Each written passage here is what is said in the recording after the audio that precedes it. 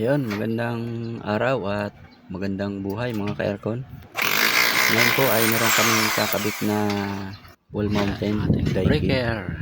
Ito ay tinanggal dun sa kanilang shop. Kaya kung makikita nyo yung bracket, ayan, ginawa namin ng paraan dahil nung pinull out nila doon sa kanilang shop ay hindi nadala ang bracket ng indoor.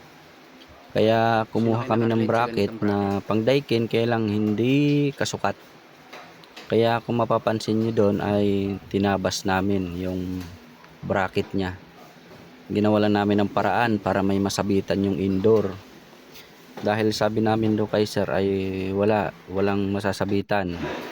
Ayan, parang kaya bracket ayan, lang. nagawa namin ng paraan.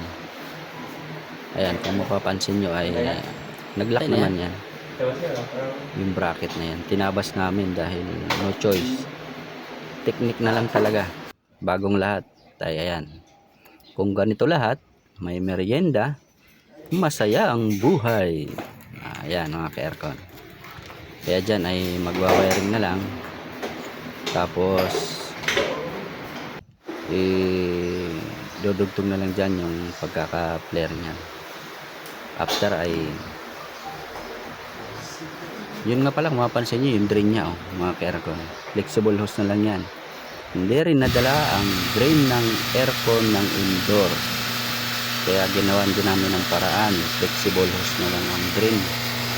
Ayan na, nabaan namin dyan ay nagbabacuum na kami dahil naligpis na namin yan, wala namang leak. Ayan, wala, no choice kaya ginawa ng paraan, drain hose na lang ay flexible.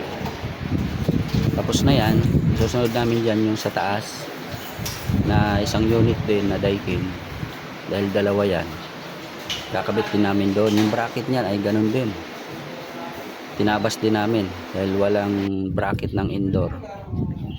Kaya ginawa namin ng paraan, pati yung drain hose wala rin, kaya nilagyan din namin ng flexible hose yung drain.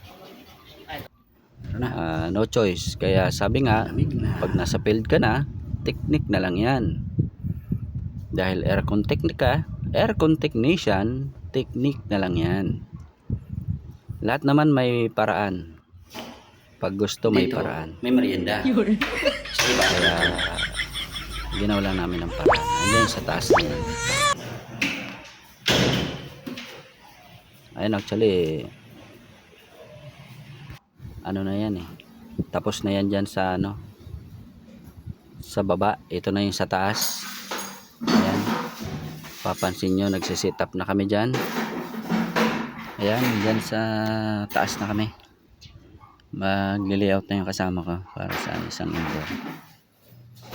May design kasi yan, ayun kung mapapansin nyo mga ka-aircon, tinamaan namin yun. Kaya ang ginawa namin, hiniwa namin yan. Na guys, tapos na kami dito sa pangalawa. Power supply na lang. Ayan na. Tapos na installation namin. Pati Kaya yung sa baba. paraan lang yan mga ka-aircon tech. Diyan ay patapos na rin yan. Vacuum na lang yan. Mamaya bubuksan lang namin yung tapos pagkatapos nyan, pera na. Ayun Ayan mga ka-aircon. ayan na, natapos na yan.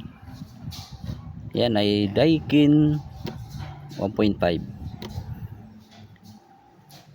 Pareho itong walang bracket ng indoor. Kaya ginawa namin ang paraan. Yung parang pinagbabawal na technique. Diskarte lang yan technique lang yan. Para ma-install mo yung indoor unit. Ayan. Ano mga ka-aircon. No. Na. Mandar na. Working na. Tapos na.